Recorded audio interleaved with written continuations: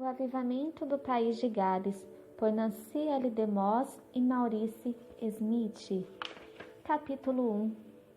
A confissão que acendeu a chama. O País de Gales é um principado do Reino Unido, menor ainda que o estado brasileiro do Sergipe. No início do século XX, tinha uma população de pouco mais de 1 milhão de pessoas. A maioria trabalhava nas minas de carvão ou em metalúrgicas. Era uma região cheia de igrejas e capelas. Quase todos frequentavam uma igreja regularmente. Havia grandes pregadores que viajavam anunciando o evangelho. Numa época em que não havia rádio nem televisão, os cultos eram um acontecimento importante na sociedade. Admiravam-se as boas pregações que atraíam grandes audiências. Entretanto, algo estava faltando nessas pregações. A mensagem havia se perdido no meio da preocupação com sua forma de transmissão. O culto era bem preparado, as pregações eram aperfeiçoadas como uma obra de arte, e havia entoação de hinos no final. Porém, algo estava errado, faltava um elemento importante, a paixão pela mensagem. Aos poucos, algumas pessoas começaram a notar isso. Uma dessas pessoas era um homem chamado Jim Hovey. Em 1903, ele escreveu um artigo conclamando o povo galês a buscar Deus por algo novo. A maior necessidade da nação galesa hoje, ele escreveu, é avivamento espiritual, não apenas transformação social, mas avivamento espiritual, algo que alcance as profundezas do coração. Se fosse a última coisa que eu pudesse dizer a esta nação, ele concluiu, eu gostaria de dizer que precisamos de avivamento. 3 semanas depois, Jim Hovey morreu. De repente, as pessoas começaram a clamar por Deus. Era algo realmente notável. Muitas pessoas estavam orando por avivamento, reconhecendo que o estado espiritual em que estavam não era o que deveria ser. Subtítulo: Enfrentando o Senhorio de Jesus. Um outro líder que sentiu o encargo de buscar o avivamento era Joseph Jenkins, em uma pequena vila de Cambridgeshire chamada Newquay.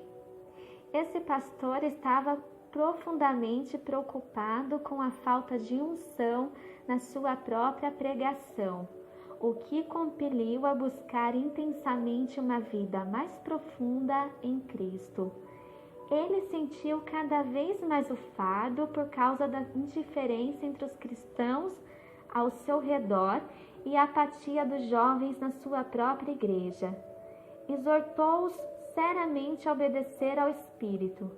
Na passagem de anos de 1903 para 1904, ele organizou uma conferência sobre vida espiritual, em que testemunhou como o Espírito Santo havia inflamado sua vida, tal qual uma chama de fogo.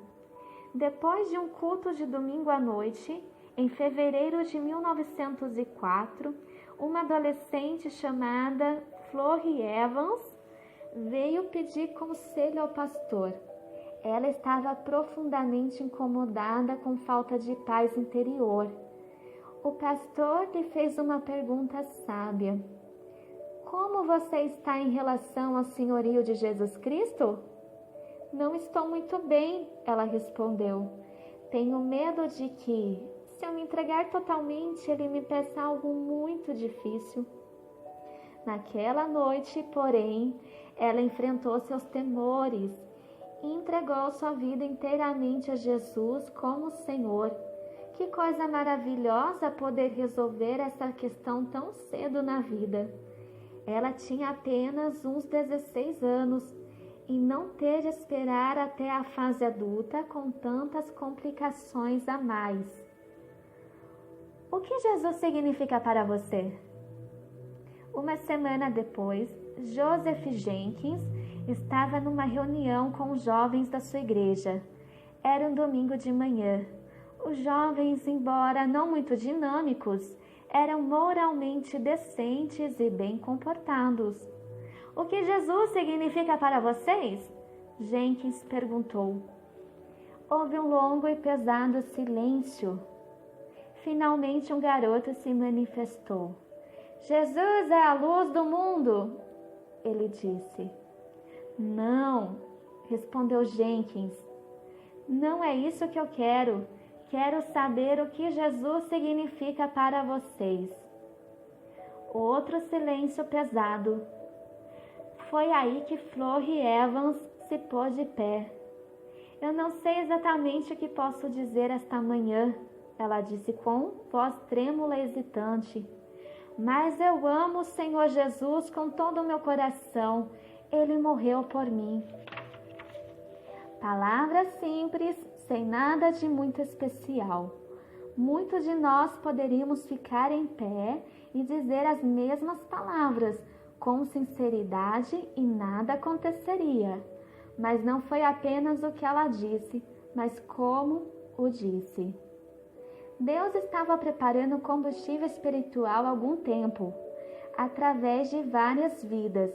Só estava faltando a faísca, que chegou com essa confissão, feita por uma adolescente tímida que tivera uma experiência genuína com Deus uma semana antes e que agora estava obedecendo a um toque interior do Espírito Santo. Algo foi iniciado ali mesmo, naquela reunião. Houve um silêncio diferente, um senso da presença de Deus. Os jovens sentiram o impacto do toque do Espírito Santo. Sentiram que suas vidas não estavam em ordem diante de Deus. Houve a profundidade do verdadeiro arrependimento e, depois, a alegria de conhecer o perdão dos pecados. À medida que a bênção em Milkway foi divulgada em outros lugares, as portas começaram a se abrir. Levado pelo seu pastor, esse grupo de jovens, a maioria entre 16 e 18 anos de idade, conduziu reuniões por todo o sul do país. Oravam pelas pregações e cantavam no final. Convenções e conferências brotaram em todo o país de Gales, enfatizando a santidade de coração e a vida no Espírito. Subtítulo: Transformando fé mental em experiência viva. Nos capítulos a seguir, queremos descrever um pouco mais como essa faísca se transformou em explosão. Mas é importante observar como Deus iniciou aquele mover, o ambiente em que nasceu. Muitos sabiam a respeito de Deus, eram religiosos, frequentavam os cultos, mas não conheciam a Deus. Isso lhe parece familiar? Estamos vivendo dias em que milhares dizem que creem em Deus. No entanto, lhes falta a realidade prática de andar no dia a dia com Jesus, de ter um relacionamento vivo com Deus. No avivamento do país de Gales, uma das coisas que mais aconteceu foi o toque de Deus em pessoas que já criam nele, mas só tinham uma fé mental e cultural. E uma das palavras-chave do avivamento era segurança, certeza. As pessoas descobriam que Deus as amava, que havia feito algo permanente em suas vidas, algo que lhes daria certeza. Deus transforma, Ele me ama, não somente o mundo, mas ama a mim. É claro que Ele ama o mundo, mas Ele também me ama e me transforma. E posso saber que Ele me ama, é a passagem da religião à realidade espiritual.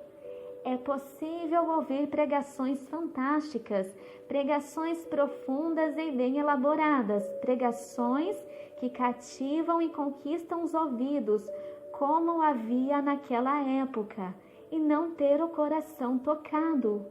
Por outro lado, não é necessário nem estar numa reunião especial para entregar sua vida totalmente ao controle de Jesus.